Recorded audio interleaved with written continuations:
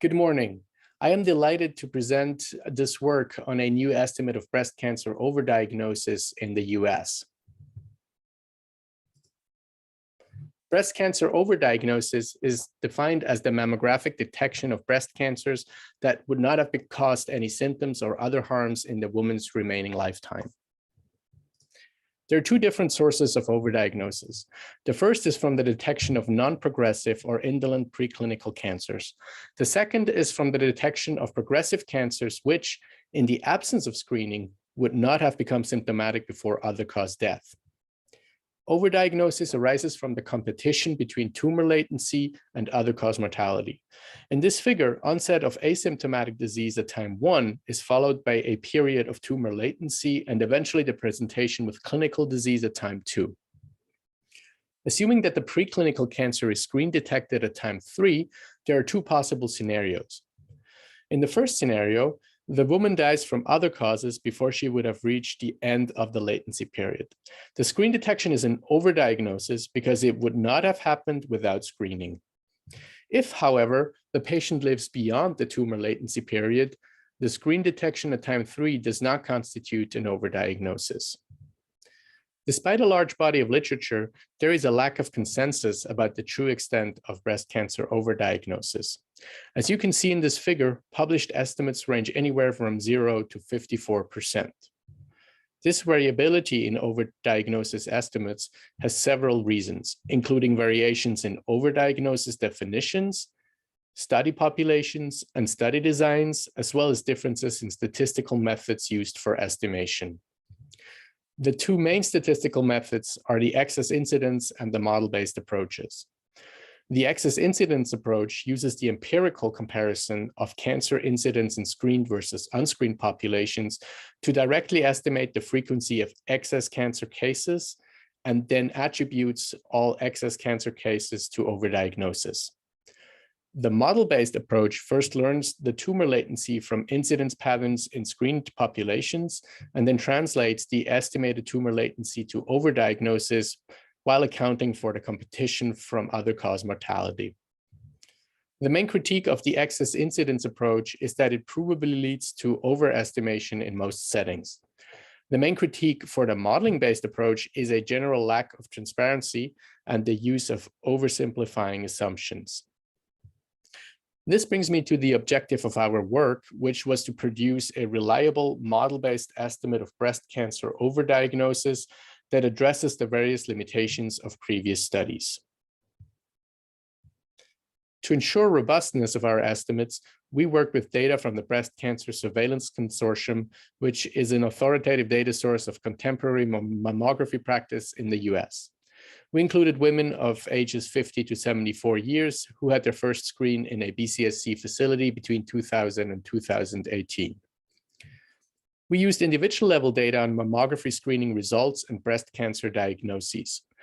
The screening histories can be categorized into three different groups, depending on whether the woman had only negative screens and remained cancer-free, on whether she was diagnosed with a screen-detected cancer, or whether she was diagnosed with a clinical cancer that was not associated with a positive mammogram.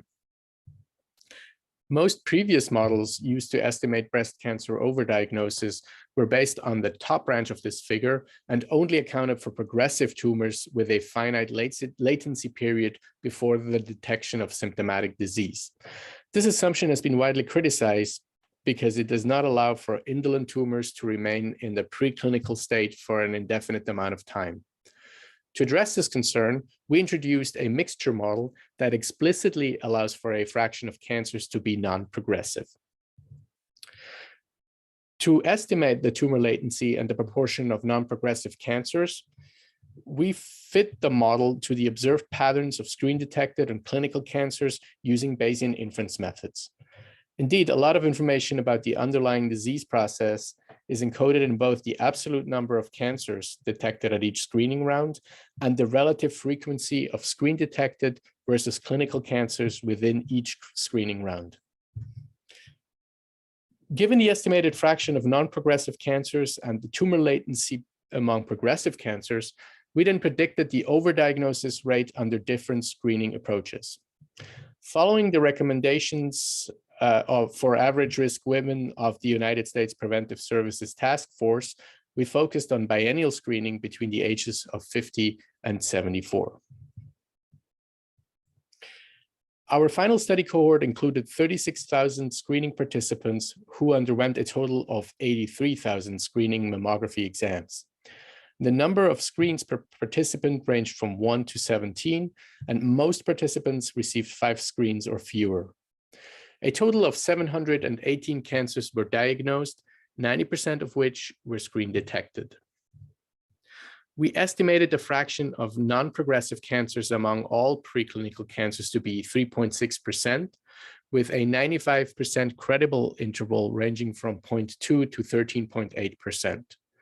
The estimated mean tumor latency among progressive cancers was 6.5 years, and the estimated screening sensitivity of mammography was 81.7%.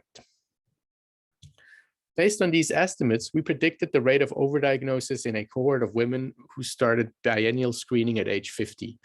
We assumed that women received a screening mammogram every 2 years until they either died from a competing risk or turned 74 years of age, whichever occurred first. In such a cohort, we predicted that 15.3% of all screen-detected cancers will be overdiagnosed, with a 95% prediction interval ranging from 9.7% to 25.3%. Accounting for the two sources of overdiagnosis, we found that at about 40% of cases were attributable to detection of non-progressive preclinical cancers, and about 60% were attributable to the detection of progressive cancers whose tumor latency exceeded the time to death from other causes. Finally, we looked at the rate of overdiagnosis by screening round. In this graph, each bar represents the overdiagnosis rate for a single screening round of the considered biennial screening program. Within each bar, the blue portion indicates the contribution due to the detection of non-progressive cancers, and the yellow portion indicates the contribution due to the detection of progressive cancers.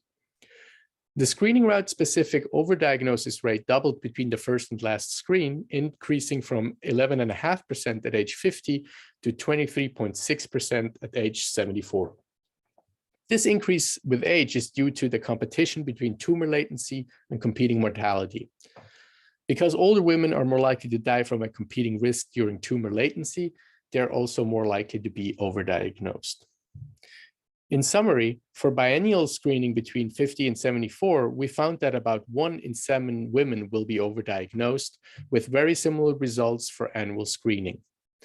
Among overdiagnosed cancers, about 1 in 3 will be attributable to the detection of non-progressive cancers.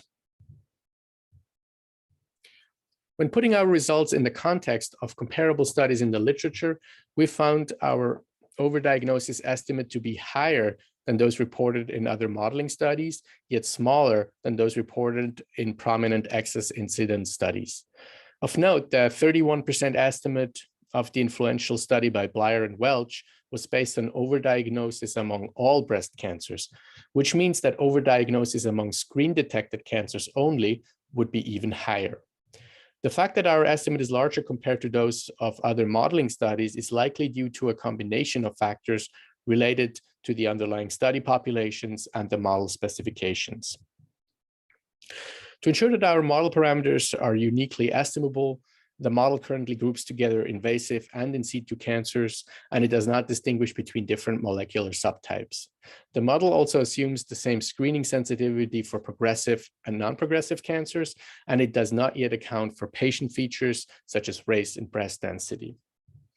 In summary, past modeling studies of breast cancer overdiagnosis have been criticized for a lack of transparency and making simplifying assumptions, such as accommodating non-progressive cancers. In our work, we explicitly accounted for non-progressive disease, and we used an authoritative data source on contemporary mammography practice to conclude that breast cancer overdiagnosis in the US is likely higher than reported by previous modeling studies and likely lower than reported by prominent excess incidence studies. With this, I would like to acknowledge the funding sources and thank you very much for the opportunity to present today. Thank you.